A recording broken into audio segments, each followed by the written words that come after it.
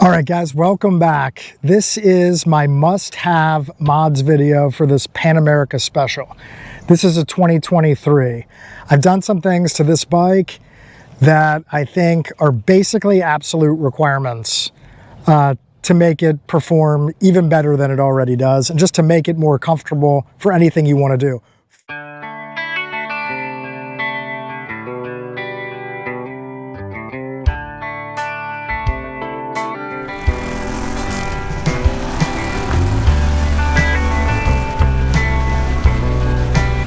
First thing I would do, hands down, is exhaust. And I've got a Vance & Hines on this bike, and I've seen some people in the comments say this bike sounds like a sewing machine. This does not sound like a sewing machine.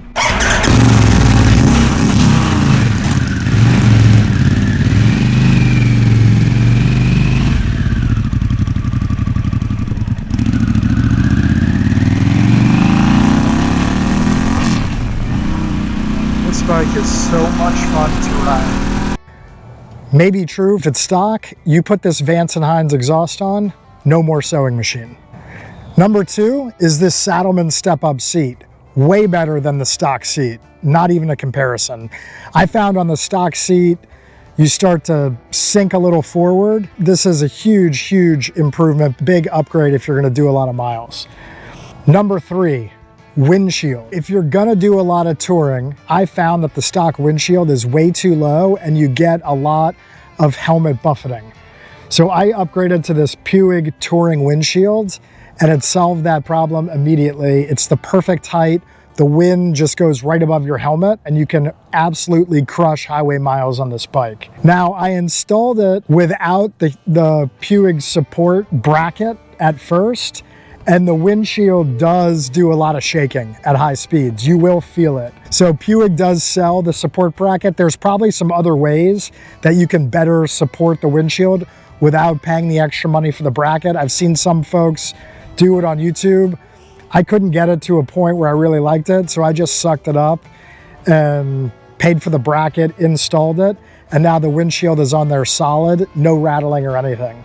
That leads me to the next upgrade. On the bracket, there is a mount for whatever device you want to mount, a phone or whatever else. I got this Windshield CarPlay screen from Amazon.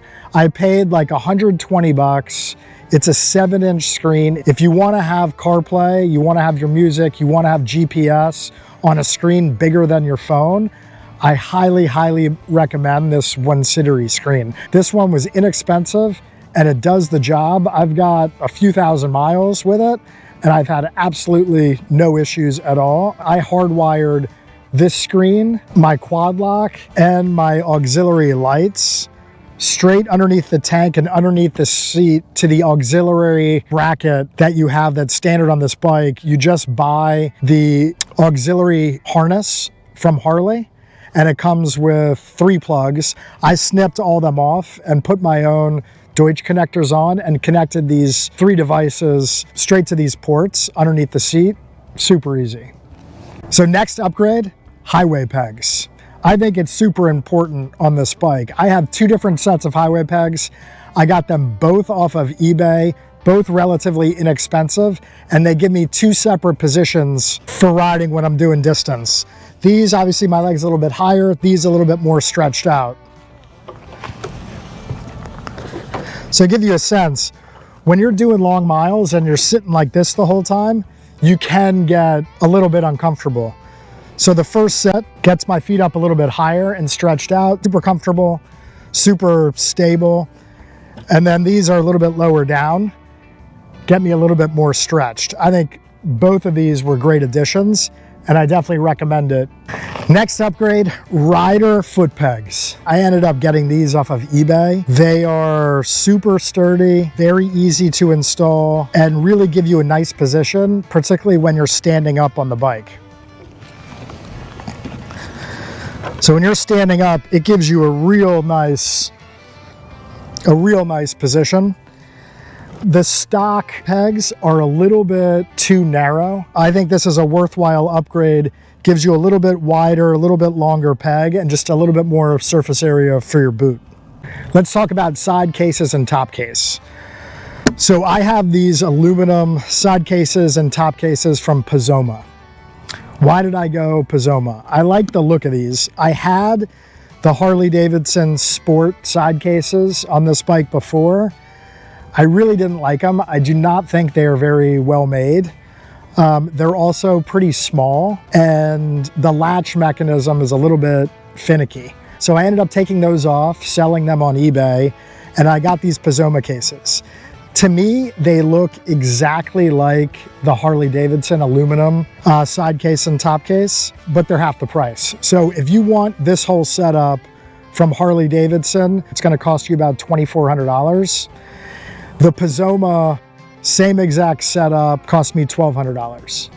You can find these on eBay, which is where I bought them, from a few different sellers, less expensive than if you go direct from the Pizoma website. So $1,200 for the 3 cases and the mounting bracket. So half price from Harley. And I'm telling you, I think they are basically identical. My full-size helmet is in this case right now, and you could fit some other stuff in here as well. This case is super, super large. You can fit a lot in here. And then on the right side, the exhaust side, you have a little bit more narrow case, but also terrific, and you can store a bunch of stuff. I mean, you could go on a week's trip, no problem, with this amount of luggage. So another inexpensive, but I think important and worthwhile modification are these bar end weights. You do get a little bit of vibration through these bars. Adding bar end weights takes the vibration out, and I think makes the ride a little bit more comfortable.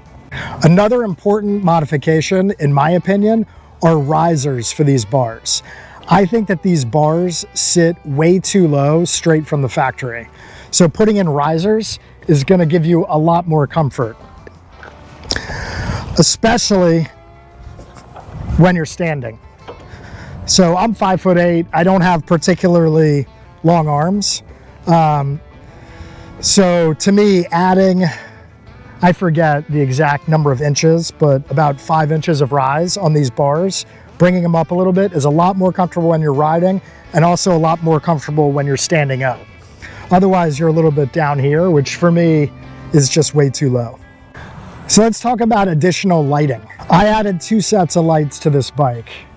I put these Denali handguard front blinkers on, which are, I think, a huge improvement in terms of visibility. I think it's a great add, super easy installation, plug and play, and it's really nice to have extra front turn signals on your handguards. The other lights I added are these auxiliary lights by Auxbeam.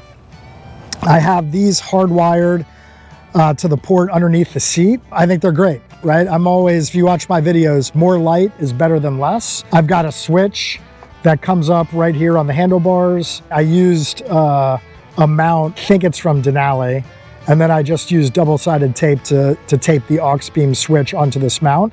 But I've got everything right here. There are some running lights, and then there are the full lights, and I think these Auxbeam lights are great and relatively inexpensive. I actually added a third light. I put a Denali light underneath my license plate. I think that's a great light.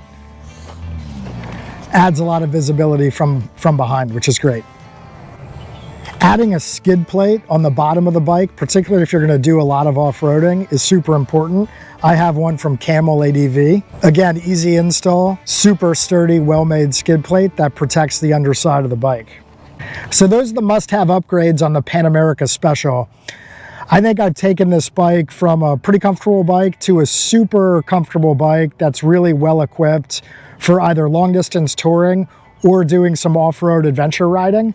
I'm super happy with the setup on this bike, and I just love riding it.